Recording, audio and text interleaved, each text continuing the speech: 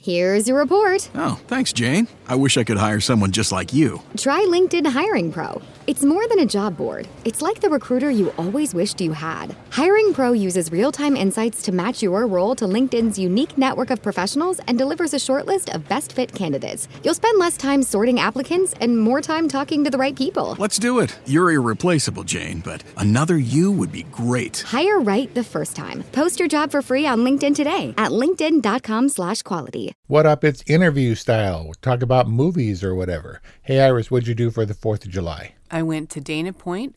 At the harbor, they have a massive water fight spectacular where all of these boats and kayaks and paddle boards and canoes set out on the harbor and then just douse each other and all of the bystanders on the bridge.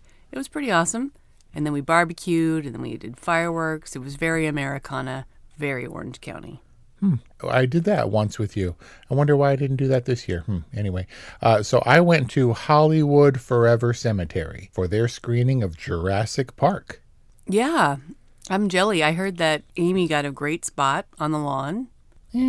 Because it's such a fan favorite. Everybody knows the movie. And I heard that Jeff Goldblum's sexy pose got a good response. It did. So obviously, why would you go to Hollywood Forever Cemetery? Because this was on the 4th, so it had fireworks and stuff, and they were local, but it was super cool because of how close they were, where the response, the sound travels, and usually it's after the burst of light. Very, very soon after the burst of light. So the fireworks were basically right on top of us. And it was themed to music. They played Welcome to the Jungle and something else. I forget which in retrospect, I realized was tied to Jurassic Park in a way. Right. Like Welcome to the Jungle, you're going to die. You're in the jungle, baby. Yep. But it was expensive for fireworks / movie screening for a movie. How much? I don't know, $60 Whoa. maybe per person, Wow. 63, something like that. And this is for a movie that I watch all the time, that I have obviously on video, on streaming. Why would I go all the way up to Hollywood, which was the most dangerous drive I've taken in years, trying to get home after that debacle of the 4th? To go see Jurassic Park in a cemetery in a place with no seats where you have to stand in line, for some people in the sun. And the answer is because that's where the movie fans are. If you're going to go see Jurassic Park for an experience like that, you have to be a big time fan. Not just like, oh, I like that movie, but to be like, oh, that's going to be awesome. And it super was for that reason. You don't think there were any LA orphans who were like, that's a thing to do on a holiday? I mean, sure. But for the most part, people were shouting the lines at the movie. They were laughing. They were cheering when sexy Jeff Goldblum appeared on screen and stuff. You know, they were thrilled and woeing and stuff when the T-Rex comes out of the paddock. All that good stuff. And laughing in the right places. The sentiment probably would be much different today after the passing, rest in peace, of Sam Neill. Yeah, it did take place in a cemetery. This was about a week before he passed away, which was very sad. And it would have been different because they have had lots of tributes and retrospectives and things. Pee-wee's Big Adventure screened not long after Paul Rubens passed away, who is interred at Hollywood Forever, which is a little bit surreal. And so in a way, because it was a celebration, obviously, of the 4th, and Jurassic Park is a fun movie, I'm okay with it not being a tribute, but I would have liked to have seen that as well.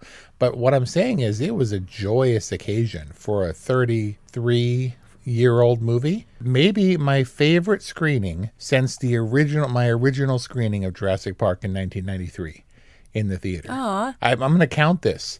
I'm counting this as a theatrical experience, which I think puts this at number 14 or 15 for Jurassic Park. And this was even better than seeing Jurassic Park in 3D for the first time at the Harmony Gold in Hollywood? Yep, gotta say. Because that one was, if there was a gimmicky viewing of Jurassic Park, that was the one. It was like, look how it's changed or whatever with the 3D effects added digitally, like long after the fact. 14 theatrical screenings. That's pretty impressive. Now tell me, how did the crowd respond to Not Joffrey at the very beginning of Jurassic Park? Not at all. So we're still trying to find out who the actor who Dominicanye was, not Joffrey C. Brown. But I did learn in this screening that Joffrey's name, Joffrey C. Brown, the one who climbs up on top of the raptor cage and lifts the gate so that it can go into the raptor paddock, his name was Joffrey in the movie. Remember, I made the joke, or somebody made the joke, that his name was Shooter because Muldoon keeps yelling out his name. Right. In this case, he says very clearly, Joffrey, raise the gate. So they used the actor's real name. Right. And I think he was a professional baseball player too at one point. I thought we were getting them mixed up. Oh, the actor has the same name as the baseball player. But I think it's the same guy. So maybe there was a slight nod there. No joke, he's a real baseball player turned background actor? Like a long time ago, like black and white baseball. Wow. The picture that I saw of him was like Babe Ruth era, like 50s or 60s baseball. I don't actually know when Babe Ruth played. He could have played in the 30s for all I know. All I know is there's pictures and video footage of him, so... Anyway, they had photo booths. They had paleontologists on site to speak to people. Stop. I think there were fossils and stuff. What? I'm really keen on getting to the seats or whatever and holding it down because people are like vultures. They plunder your spot or move your blanket over Encroach. and take liberties and stuff. Yeah, dude. This trio of women moved my hat and water bottle from my table at Starbucks the other day. Yeah, uncool, dude. Uncool. Anyway, for the most part, it was a great experience, and you have just like the sneak is excessive, just a wealth of ridiculous snacks and stuff. But I was there with my baby. It was totally chill. She was super happy, which I was really happy about. It was a great experience. I'm going to call it it's definitely a cinematic experience, not a theatrical experience, but something akin to that. It was like a celebration, and we were celebrating Sam Neill even before he passed. At the time, he had declared himself cancer-free. And I guess the, getting rid of that cancer really weakened him. He had pneumonia and some other stuff that compromised him. So he fell prey to something else, as you do.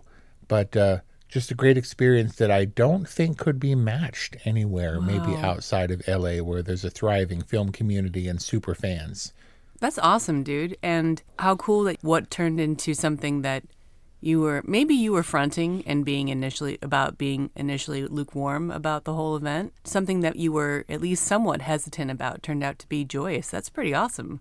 Yeah, there have been a couple of experiences where getting to Hollywood, getting into the thing and finding your place for a ho-hum kind of movie. Maybe it was because it was July 4th, but the participation, the love for the film was evident, and just having a thing to do, to have it pay off what came through at the last minute is pretty gratifying.